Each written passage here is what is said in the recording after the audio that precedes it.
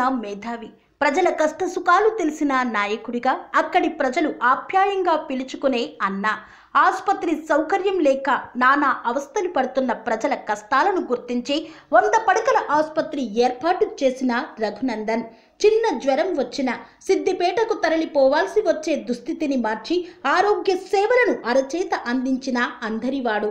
ఉప ఎన్నికల్లో గెలుపొందిన రఘునందన్ కు ఉన్నది తక్కువ సమయమే, అయినా సరే వెనకడుగు వేయలేదు. ప్రభుత్వ నిర్లక్ష్య ధోరణిని నిగ్గదీసి తన నియోజకవర్గాన్ని అభివృద్ధి చేసుకున్న ఎమ్మెల్యే. దుబ్బాక నియోజకవర్గంలో పేరుకుపోయిన సమస్యలను పరిష్కరించేందుకు ప్రణాళికతో ముందడుగు వేసిన నేత. ప్రజల శ్రేయస్సే లక్ష్యంగా ప్రజా గళాన్ని అసెంబ్లీ సాక్షిగా వినిపించిన రఘునందన్ అభివృద్ధి చేయాలన్న సంకల్పానికి ఆనాటి ప్రభుత్వం సహకరించకపోయినా, నిధులు కేటాయించకపోయినా పోరాడి సాధించుకొని ప్రగతిని పట్టాలెక్కించిన తీరు అమోఘం.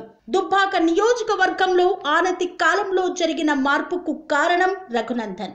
అభివృద్ధి ప్రదాత, సంక్షేమ వారధి, మెదక్ పార్లమెంట్ అభ్యర్థిగా మన ముందుకు వచ్చిన వేళ ఆశీర్వదిద్దాం, గెలిపిద్దాం.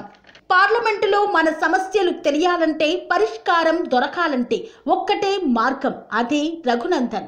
ప్రశ్నించే గొంతుకను పార్లమెంటుకు పంపిద్దాం, మోదీతో అడుగేద్దాం.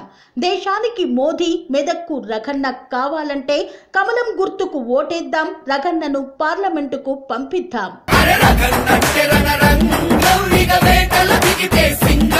రఘునందన్ అంటే ఇక సాలు కలకాలం గెలిచే మేలు.